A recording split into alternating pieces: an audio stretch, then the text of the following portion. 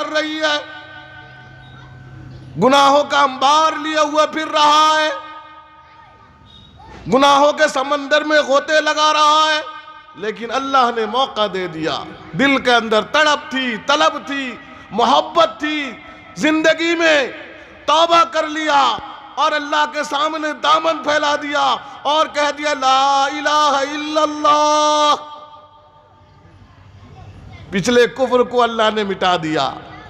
जिसकी जिंदगी कुफ्र में गुजर रही थी, जो अभी काफिर था, जान रहने की वजह से लम्हों के अंदर अल्लाह ने उसके जिंदगी को बदल दी।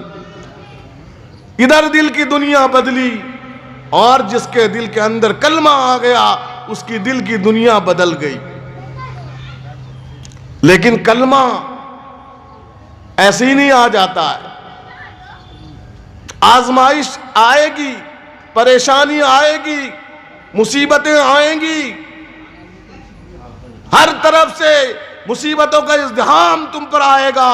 उस पर अगर तुम कलमे के साथ हो, दिल में कलमे की मोहब्बत है, तो खुदा की कसम वो कलमा तुम्हारे दिल के अंदर एक वक्त ऐसा आएगा कि वो कलमा तुम्हारे दिल के अंदर जम जाएगा। फिर तुमको इतना मजबूत बना देगा, इतना पुख्ता बना देगा कि दुनिया का सारी मुसीबतों का पहाड़ तुम पर तोड़ दिया जाए, तुम अल्लाह रसूल की मोहब्बत से एक इंच भी नहीं इधर उधर हो सकते। कलमे वालों की जिंदगी को देखो, वो जानिसार जिन्होंने सब कुछ कुर्बान कर दिया। एक वक्त ऐसा था जब ये कलमा आया था नबी की जात पर, नबी कलमा लेकर आए थे। वो वक्त ऐसा था, अल्लाह अकबर, जमीन का ऊपर आसमान के नीचे प्यारे रसूल सल्लल्लाहु अलैहि वसल्लम के हाथ में हाथ देने वाला कोई नहीं था। लेकिन कुछ ऐसे प्यारे लोग भी थे उस वक्त आकर नबी के हाथ में बैत करते थे और कहते थे ला इलाहा इल्लल्लाह। और आज तुम कलमा पढ़ लेते हो जहां वहां, सोच लिया मुसलमान हो गए। लेकिन ये वो लोग थे कलमा पढ़ने के बाद अपने आप को पेश करते थे कुर्बानी के लिए, यानी छुरे और तलवार के सामने इन्हें खड़ा होना था। कलमा पढ़ा और मुसीबत झेलने के लिए तैयार। हर तरफ से कुफ्र जुल्मत के बाजार गर्म थे और उसमें रोशनी जलाना कितना मुश्किल होगा काम। इसलिए हुजूर ने मक्की जिंदगी के अंदर सिर्फ दावत कलमे की दावत देते रहे, कलमे को पुख्ता करते रहे ताकि दिल की दुनिया आबाद हो जाए। जब तक दिल की दुनिया नहीं आबाद होगी, चाहे तुम टोपी कितना बेहतरीन पहन लो और जुमे को कितना ही इतर लगाकर तुम मस्जिद भर दो, जब तक दिल की दुनिया नहीं सुधरेगी तो आदमी इंसान नहीं बन सकता। सबसे पहले हमें अपने दिल को बनाना पड़ेगा, और जब दिल बन जाता है, एक अदना से अदना किसी की जिंदगी को उठाकर देख लो, बात समझ में आ जाएगी। फिरौन वक्त का बड़ा जालिम जाबिर बादशाह गुजरा है, सब जानते हैं। फिरौन को कौन नहीं जानता। उसकी बांदी कलमा पढ़ लेती है, फिरौन की बांदी कलमा पढ़ लेती है। खबर फिरौन तक होता है, जो अपने आप को कहता था ना रब्बुकुमुल आला, मैं रब हूं। रब खाली नहीं, रब जितने रब है उनके ऊपर का आला। नाउजुबिल्लाह,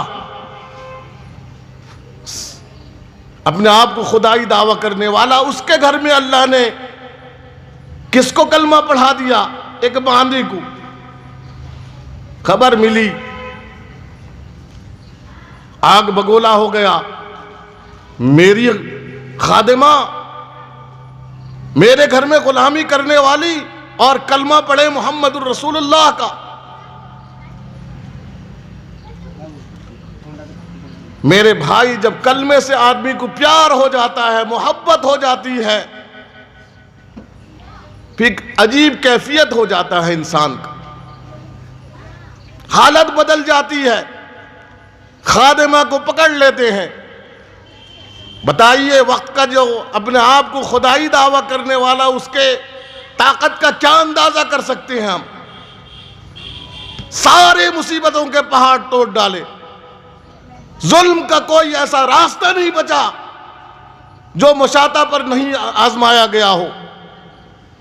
यहां तक के उसकी लख्त जिगर और नूरे नजर, उसकी प्यारी बेटी को उसके सीने पर रखकर ज़िबा कर दिया गया, ताकि प्यार से, प्यार के मोहब्बत की मां का ममता जाग उठेगा। ये कलमे से इनकार कर देगी जब बेटी को अपने ऊपर ज़िबा करता हुआ देखेगी। लेकिन कुर्बान जाएं, ये था कलमा, ये था कलमे से प्यार, ये थे कलमे से मोहब्बत, ये था ईमान। आज हम कलमा पढ़ते हैं, दिन रात कहते हैं हम कलमा पढ़ते हैं, लेकिन पूरी जिंदगी कलमे के खिलाफ हमारी गुजर रही है। हमें एहसास भी नहीं हो रहा है कि हम क्या कर रहे हैं, लेकिन है मुसलमान। कभी अपने बारे में नहीं सोचे हम कि कितनी जिंदगी हमने आग लगा दी, कैसी हमारी जिंदगी गुजरती चली गई, हम कितना वक्त बर्बाद कर दिए, इसका एहसास हमें नहीं। लेकिन मेरे भाइयों, जब आदमी कलमे वाला हो जाता है, कलमे की हकीकत दिल के अंदर आ जाती है, तो वो कैसा बन जाता है, कैसा सोना बन जाता है। तो मेरे भाई, मुशाता पर सारी मुसीबतें तोड़ दी गई, लेकिन टस से मस होने कि नहीं हो नहीं सकता। मैं उसी रब का कलमा पढ़ती हूं जो मूसा का खुदा है, सारे जहां का खुदा वही है। तू तो एक जालिम और जाबिर हो सकता है, तू खुदा नहीं हो सकता। मुशाता को कत्ल कर दिया गया, अंजाम तमाम हो गया। फिर अल्लाह ताला ने हजरत आसिया के जुबान से कलमा निकलने लगा, फिरौन की बीवी। अल्लाह जब चाहेंगे, दुश्मनों के अंदर से भी अल्लाह ताला ऐसे ऐसे लोगों को पैदा कर देते हैं तो आदमी के सोच समझ से बाहर होता है। हम समझते हैं कि हम पुराने कलमे वाले हैं, हमारा बाप दादा कलमा पढ़ता हुआ आया, इसलिए हम मुसलमान। ईमान को अपने बाप व दादा की जागीर समझे हुए हैं, लेकिन खुदा की कसम, ऐसे ऐसे लोग भी अल्लाह ताला उनको ईमान में लाकर ऐसा दीन का खिदमत ले रहा है, आप देखकर बिल्कुल होश खो देंगे। जानो जिगर से इतना फिदा होने वाले लोगों को अल्लाह ताला इस कलमे के जरिए से खड़ा कर देता है। हजरत आसिया कलमा पढ़ लेती हैं, फिरौन को खबर होता है कि अब तो तुम्हारी प्यारी बीवी जिसको दिलो जान से तुम चाहते हो वो कलमा पढ़ ली, अब क्या करोगे। लेकिन वो शैतान का पुजारी, वो भला और तकब्बुर घमंड में चोर, उसने भी अपने हजरत आसिया को सजा देने में सारी हदें पार कर दी, हर तरह की सजा दे दी गई। वो आसिया जिसको नहलाने के लिए कई कई खादिमाएं थीं, आज उसी जो है महल के अंदर हजरत आसिया को कलमे के लिए सजा दी जा रही है।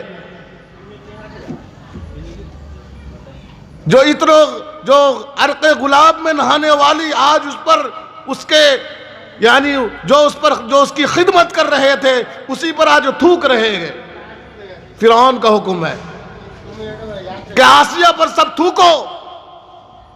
सारे गुलाम आकर हजरत आसिया पर जो मलिका थी उन्हीं पर थूका जा रहा है। जिससे जो बन रहा है, तकलीफ देने में, मारने में, अजियत देने में, सारे के सारे यानी सारे जितने खादिम थे सब मारने वाले थे, अकेली मार खाने वाली आसिया थी।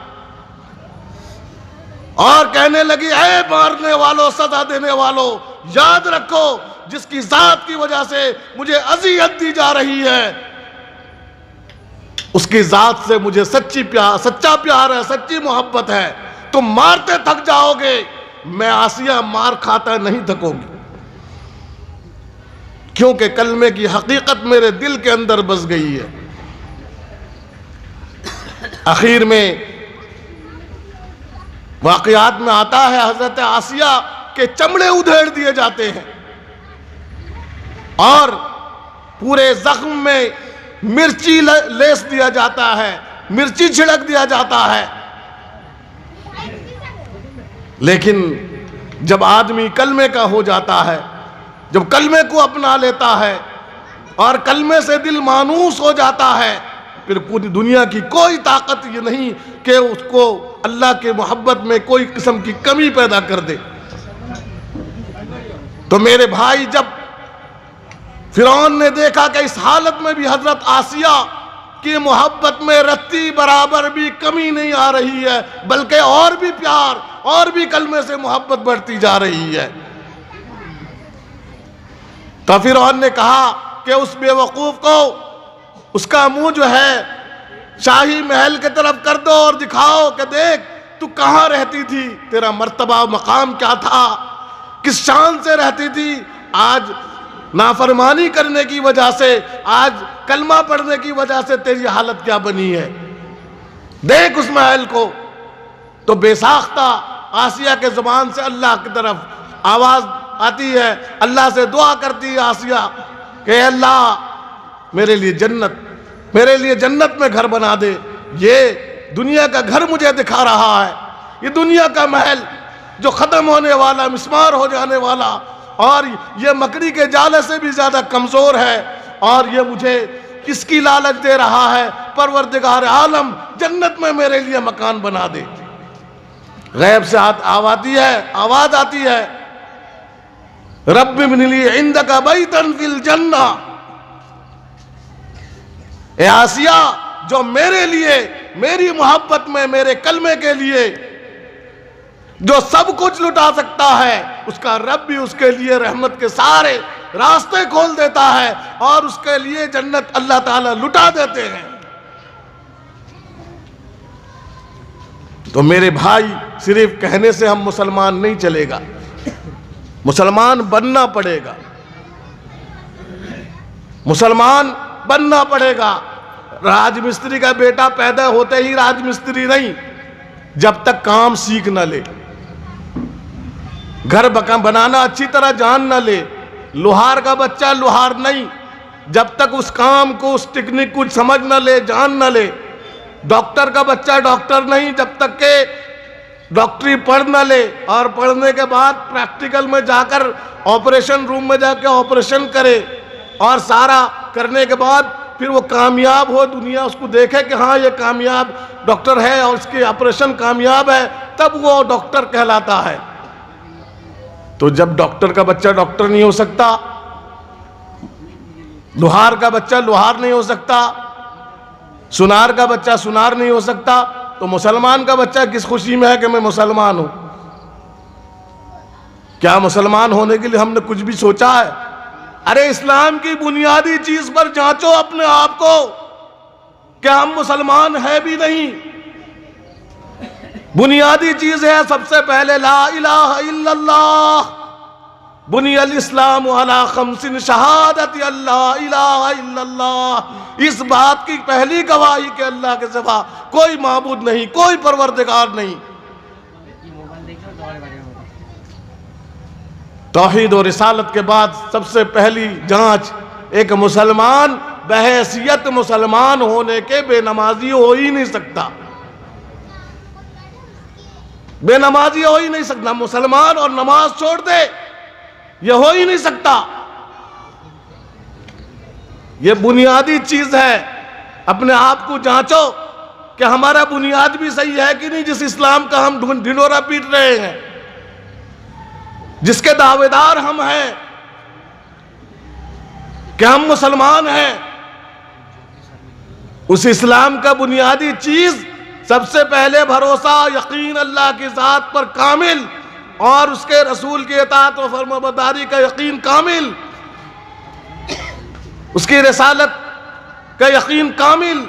और उसके बाद में सबसे पहली बात तुम्हें अल्लाह इताअत के लिए सबसे पहले हुक्म यह है इस्लाम का, तुम नमाज पढ़ो, वक्त पर नमाज पढ़ो।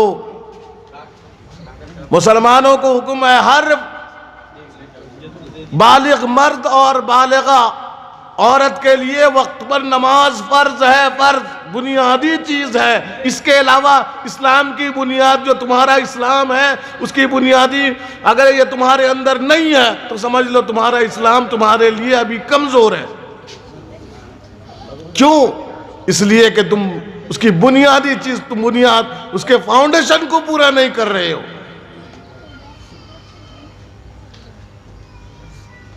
सबसे पहले नमाज। लेकिन आज मेरे भाई क्या बताए नमाज के बारे में, जो हाल हमारा है किसी से ढका छुपा नहीं है। हर एक अपने, मैं मेरे गिरेबान पर झांक कर देखूं, आप अपने गिरेबान पर झांक कर देखें, लेकिन नमाज के मामले में आज मुसलमान कितना काहिल है, कितना सुस्त है, गोया के नमाज की कोई हकीकत ही है ही नहीं। नमाज छूट जाने के बाद उसको कुछ एहसास नहीं हो रहा है कि कोई चीज मुझसे गलती हुई है। इससे अंदाजा लगाओ अपने ईमान का। अरे नमाज छूट जाने के बाद लोग समझते थे कि हमारे घर का सारा चीज लुट गया, हम बर्बाद हो गए, तबाह हो गए। कलमे वाले तो यह सोचते थे, जिनके दिल के अंदर कलमा था, कलमे की मोहब्बत थी, जब इस नमाज छूट जाता था बेचैन हो जाते थे, तड़प जाते थे। लेकिन आज घर में 4 अफराद 5 अफराद हैं तो एक आदमी अगर नमाज पढ़ लिया तो सबका कफारा अदा हो गया। कोई किसी को कहने के लिए भी तैयार नहीं। जवान बेटा बेनमाजी, जवान बेटी बेनमाजी, बीवी बेनमाजी, ये हाल है हमारा। और हम कह रहे हैं मुसलमान अपने आप को, और इतने बेहया बेगैरत हो गए हैं, टीवी के सामने, मोबाइल के सामने दिन रात गुजर रहा है। अरे इनके पास कहां हया कहां है तो ये अपने बच्चों को बताएंगे। इतने बेहया हो गए, ये तो खुद बेनमाजी में बैठे हुए हैं, ये बच्चों को क्या बताएंगे नमाज की बात। ये खुद बेशर्म है, बेहयाई टीवी के सामने मरे कुत्ते की तरह पड़े होकर देख रहे हैं, तो ये बच्चों की जिंदगी को क्या सुधारेंगे। और कह रहे हैं हमारे बच्चे खराब हो गए। अरे तू कब अच्छा था? अरे अपने बारे में तो फिक्र कर, अपने कब्र की खबर ले। तेरे दाढ़ी पक गए, चमड़े झुलस गए, आंखों में रोशनी कम गई। अरे ये सब क्या है? ये सब कब्र की दावत है, कब्र की तरफ जा रहा है। जब तुझी को एहसास नहीं तो तू बच्चों को क्या बनाएगा, खाक बनाएगा। तो इसलिए भाई उलमाए किराम में, और ज़्यादा बड़े बड़े उलमाए किराम यहाँ बैठे हुए हैं, इंशाअल्लाह मुदल्लल बातें कुरान और हदीस की रोशनी में आप हज़रात के सामने आएंगी। मैं भाई कोई मुकर्रिर नहीं, ना आलिम, ना फाजिल, ना कुछ नहीं। मैं सिर्फ आप लोगों को थोड़ी देर, आप लोगों को सिर्फ खाना पूरी करने के लिए, इन्हीं हज़रात के लिए माहौल बनाने के लिए मैं बैठ गया था। इसलिए आप हज़रात दुआ फरमाएं कि अल्लाह पाक हमारे दिल में कलमे की हकीकत में हमें जो है कलमे वाला अल्लाह बना दे। जिस तरह हम अपने आप को मुसलमान कहते हैं, हकीकत का मुसलमान बना दे।